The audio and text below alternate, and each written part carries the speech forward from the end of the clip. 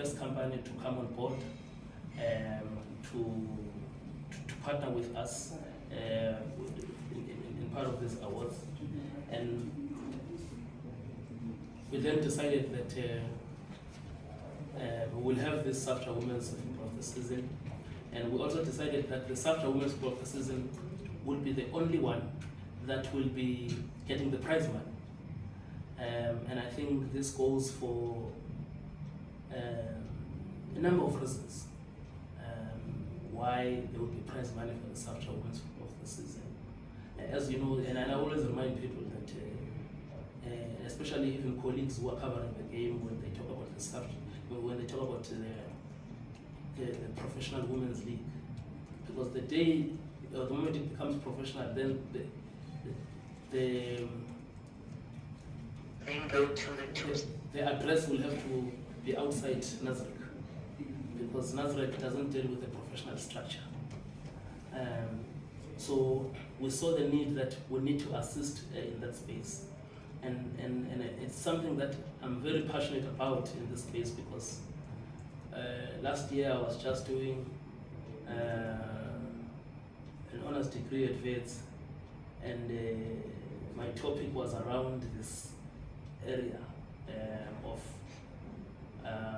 the pay gap, you know. But obviously, as a journalist, my focus was more on how the disparity in the coverage of women's football is also playing a big role in the pay gap that is there in women's football. And I was very discouraged and by what I found out there in terms of my research, and I'm not going to mention who I was looking at the time, but this was in our space, you know, and which is why I'm also even disappointed today, because SAFJA is got members of 150 plus, that you don't see most of our colleagues here. And the biggest region in terms of football journalism is here in Gauteng, so it means that some of these colleagues are here, but they just decided, because I think we invited everyone, so they didn't. And I think these are things that need to be said here, because we are the first people. When the national team lands and it comes back and we shout and we scream, pay gap. And what I found from my study was that for Hollywood bets, for Sasol, for Macron, for whoever to come into the space, they need to see numbers. And how do you get those numbers? It is through coverage. So if us as football journalists, we don't cover women's football, which sponsor is going to come into the space? Colleagues. Who's going to sponsor? So I think the next time you ask the question about the issues of the pay gap or whatever, think about what role are you playing in the corporate sector not coming in. You know what I mean? Because if it's the battle of the numbers, then it means that there's something that we need to do. So I think these are just some of the things as I look there. So that's why we decided that we are going to lead with this award. And as football journalists, to play our role in helping to raise the standard of women's football. Because our currency is just the pen, and now it's also the digital space, and also the TV space where we are, you know. And so that's why we decided on this space. And then for the men's award, in going back on the origin of the SAFJA awards, we decided that we will just honor the men's football journalists with a trophy, and also will honor the men's football in fact the men's football of the season through an activity. And one of those activities, because we've been in this space and we've seen some of the challenges, was to offer media training, either to a school of the player's choice or a club, because we see the need, and also we have to use our strengths in terms of offering these media training sessions. And the first one that we did, because Tembazwana was our first one, he took us to his primary school in Tembisa, and interestingly, this was the same primary school that the great Jerry Kosana, who is also a Hollywood Bets ambassador, also used to attend as well. And I think it was something for the kids in that primary school in Tembisa, for them just to get to know more about the media space. And this is something that we continue to do and to continue to offer as well. And for the SAFJA men's football of the season, in fact, for the SAFJA football of the season, because of also the challenges that most media houses are having now, people are not traveling. Bafana will be going to Liberia on a chartered flight, but as Hamilton, as a journalist, and we've seen these things, colleagues losing their jobs, and so it becomes difficult now. So we decided right there and then that the SAFJA men's football, in fact, SAFJA football of the season will be going on a trip. And in 2020, it was Chiefs, né? They were in the final. They were in the final of the Champions League, and our first SAFJA journalist of the season was supposed to be on that trip, but Morocco, as soon as their team was not in the final, they locked doors. They said no journalists from outside, and then unfortunately our journalists couldn't go there. And for us, it was going to be a momentous occasion, because it was a case that it was a South African team in the final with a South African coach, So obviously we ended up not going there, but he went on a trip of Bafana against France. Yeah, so that game.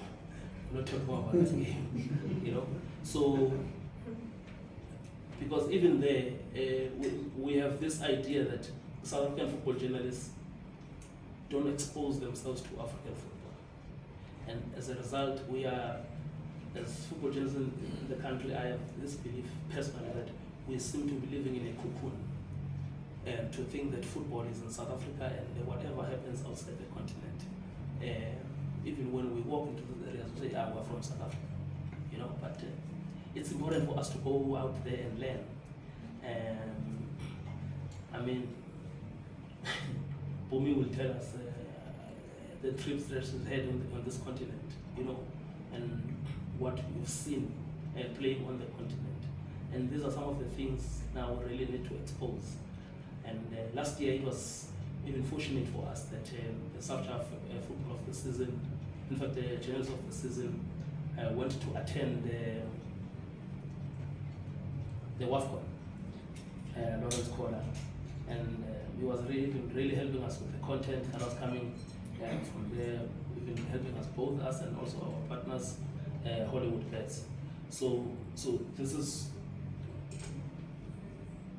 the originality of our awards in terms of where we are coming from, and also where we are going.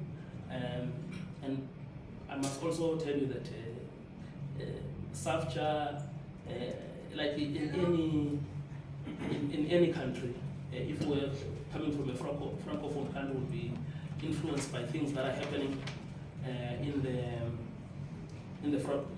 France, and if we're coming from the Portuguese background, what is happening in Portugal. So, as we are Anglophone, coming closer, as we are Anglophone, we are influenced by what is happening in England. So, even our constitution is mostly derived from the Football Writers Association in the UK. And what we've seen, how they also use this award to bring football journalists closer to the players and to the officials in the game. So going forward, we would like to introduce even other categories I know that one of the categories wanted to introduce was around media officers. But now the media officers, are we really going to say we're only doing it for the Premier Soccer League, when also we've got the Hollywood Bets Super League as well? So those are the things. But also for us, as COO, to even have an idea of even bringing closer the Hollywood Bets Super League media officers, they need to be visible to us, because currently they are not, you know. And we feel that if we can work together and closer with the media officers at all the clubs in the Hollywood Bets Super League, we can play a big role in covering the space. We've got all types of journalists here. We've got community journalists here, we've got regional journalists, we've got provincial journalists, we've got national journalists, we've got international journalists, you know. So if you give us content, be guaranteed that you can get a minimum of at least 10 stories from that, including from our new member, Mathomo Laborake, who's doing a great job in He's a machine. He's a machine. He's doing a great job in covering women's football, and I can't wait for you to be part of this space. And as I'm leaving the podium, because I still have my deputy chair, she's going to come and share more on this. One area that we are even more passionate about is the new space we are working in now, and the SG, she's working really hard in that space with some of our colleagues, the mentorship program. So that mentorship program, we know that people have had a lot to say about the standard of football journalism or sports journalism. Us as the leaders in this space, there's not much that we can say publicly, because we also feel that we also have got a role to play if there are complaints in that space. The only thing that we can do is to help those who are our members, and even we have an obligation to even help those who are not our members, because we're a journalist organization in the football space. So that mentorship program is in